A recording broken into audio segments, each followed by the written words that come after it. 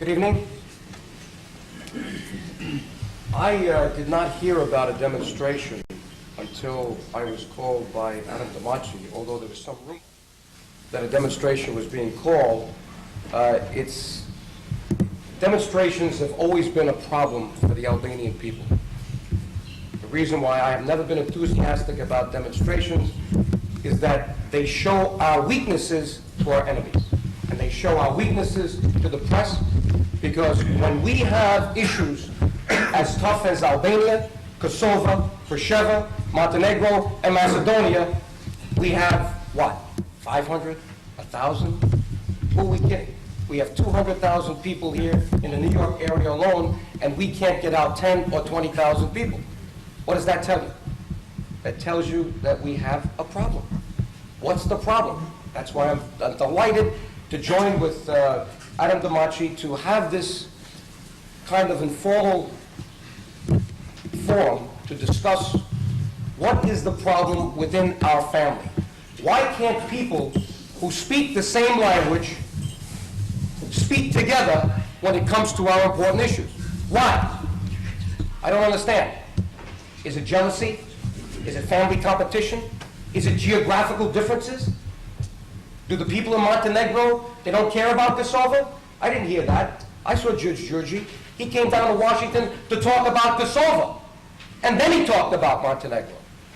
Now, if they give us the example from there, that the people from Macedonia want to talk about Kosovo, the people from Montenegro want to talk about Kosovo, the people from Preševa that I met in Macedonia want to talk about Kosovo, why can't we be together here to talk about Kosovo?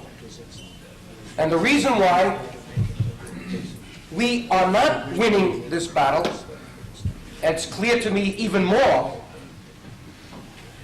since my discussions in the last couple of weeks in Washington, is that the problem now is no longer the Serbs. The problem now are the Albanians. We are not speaking clearly, we are not speaking with one voice, and we are confusing everybody, especially the people in Washington. Now, I'm not going to complain, because nobody is going to stop me from doing what I know I have to do for my people. Nobody. Nobody's going to buy me. Nobody's going to stop me. I said that when I started. I am going step by step to do what I believe has to be done, and this is another step. This is not the beginning. This is not the end. And I see a solution. Time has never been better for the Albanians now to have their national objectives realized, no matter where they are. Especially now that we have a democratic state in Albania.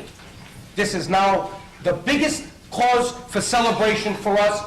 In fact, you know what Mr. Eagleberger said? And I got now a 14-page memo that I first have to show to Dr. Repishti before I make it available, because I don't want anybody to see it, because there's some things that should not be said in public. Eagleberger said that to him,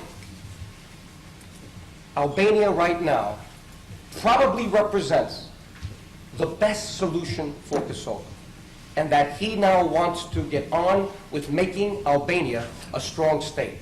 He wants to find the aid, he wants my help to get to the senators and the congressmen, and he said if you want a second Albanian state in the Balkans, the fastest way to get it is to create a strong Albania. I'm not going to tell you the rest of the conversation yet, because I'd rather have Adem Demaci talk about that conversation that we had for an hour and a half with Mr. Eagleberger. He kept the foreign minister of Serbia, Mr. Jovanovic, waiting a half hour. He was outside. Don't ask me why God created this coincidence that the day we meet with Eagleberger, Jovanovic was ready to come in, but he told us, guess who's waiting outside? I told you till 4 o'clock. Let him wait. He was so happy with the dialogue.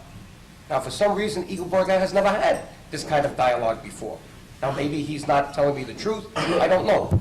But I think that Mark Krasniqi and Adem Demaci did a wonderful job Friday, and I hope they tell you what they want to tell you, because it's not up to me to tell you that. I think it's up to him. But I insisted on Mr. Biberai being there. They wanted to have another interpreter from the State Department. I said no. And you know, when I found out, they said, all right, you can have Mr. Biberai. I called Voice of America. He wasn't available. And I had insisted that he come, because I thought it was too important to have someone who was not respected among the Albanian world, so that at least another Albanian who is considered to be intelligent could tell you about that meeting at some point. And Mr. Bibrai was there for the full hour and a half.